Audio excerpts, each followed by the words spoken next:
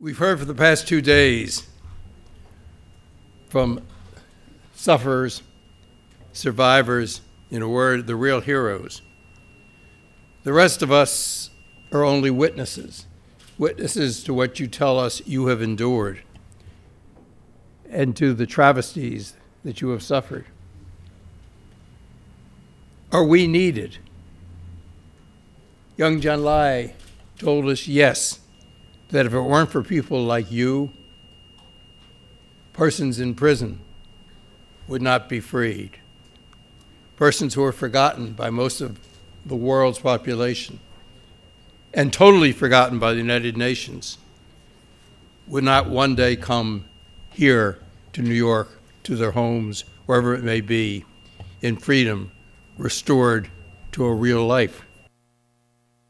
We heard about the promise of the United Nations, beginning with the 4 freedoms declared on a U.S. battleship off the coast of Canada, re-enunciated in London and became the basis for the UN Charter. And we heard of the glorious expectations and aspirations of the world at that time. Unlike most of you, I was alive then. And unlike almost all of you, I was old enough to remember those days. They were not glorious days in the sense that all the ills of the world had been cured. True, there was the defeat of Nazism, fascism, totalitarian regimes in Japan, Italy, and Germany. But half the world was still in darkness and remained in darkness until the fall of communism in Central and Eastern Europe and the change in the former Soviet Union. But we still live in darkness. At the time of the fall of communism and then the disintegration of the Soviet Union, intellectuals were writing about the end of history. Just as history supposedly ended, according to Hegel, with the French Revolution, with the fall of communism, it was the end of history, the end of conflict. But the fact is, history doesn't end as long as there are people. It is people who make history. And as long as we are here on this planet, history will be written. The question is, what will that history be? And who will be the persons who shape that history? We hope it'll be the forces of light, not darkness. If so, persons like yourselves must bring that light into areas of darkness, into the damp cells in Burma, into the torture chambers in Zimbabwe, into the citadels of oppression in Cuba, into the denial of women's rights in much of the Middle East, to the oppressive imprisonment of persons in Iran and in China, and wherever darkness exists. It is you and persons like you who must bring the light. Otherwise, darkness will win, and that is something we as human beings can never allow. I would also suggest to you that it's up to us to reject the notion of relativism. Relativism is an excuse that tyrants use. But as we heard from persons speaking over the past 2 days, universal rights, the universal right of man and of women, of human beings, can never be relative. By its very nature, if it's universal, it is not relative. Do not be sucked into that vacuum where persons say to you, my ethnicity is different. My culture is different, my religion is different, and therefore universal rights do not apply. Universal rights have to apply, and we have to defend them. They're endemic to our being as human beings, and they're not dependent upon our race, our religion, our gender, or our culture. They pertain to all human beings. We heard yesterday, it is the oppressors who talk about the non-application of universal rights, not the victims of human transgressions.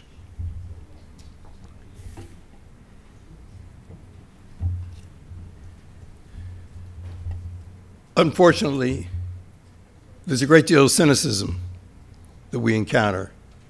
A few blocks down from here on First Avenue, there is cynicism.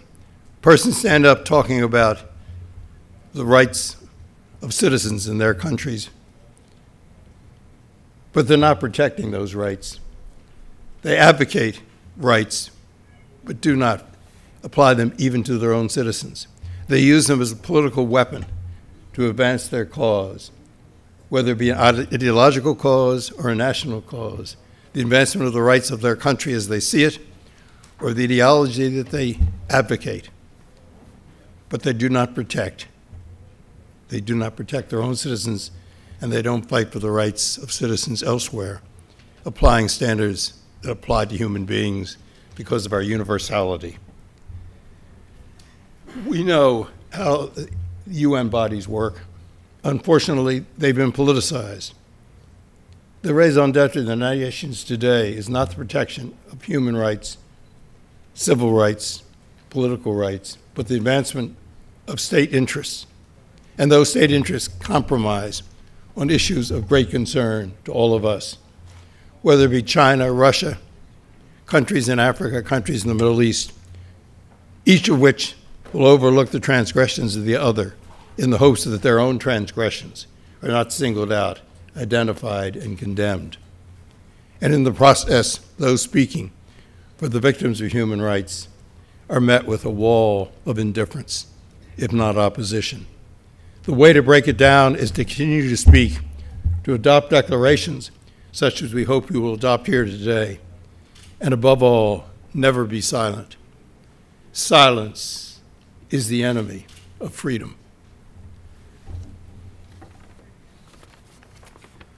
We salute all the heroes, the sufferers who came here and spoke. The symbol of our gathering these past few days has been, we have a dream. And as all of us know, that's a slight plagiarism on Martin Luther King's I Have a Dream. But Minister King himself was fully aware that the dream he had was inspired by the biblical dream. The great dreamer was Joseph in the Bible, and his brothers, not his enemies, not persons from a different nation, but his brothers sought to kill him. They would put him in a pit and have him eaten by a wild animal. And what one said to the other is, then we will see what will become of his dreams. But dreams never ended. As long as there are human beings, there will be dreams. They reflect our aspirations for a better world. So we have a dream, just as Dr. King proclaimed, I have a dream. And just as Joseph had a dream that will never die. As long as we exist, let's stay with our dreams, our hopes for a better future for mankind, womankind, humankind. That is our mission, and that's the noble calling that we have. Whatever our backgrounds are, whatever our color may be, whatever ethnicity may be, whatever religion may be, we share far more than those superficial differences. And what we share is the dream. Let's together vow the dream will never die.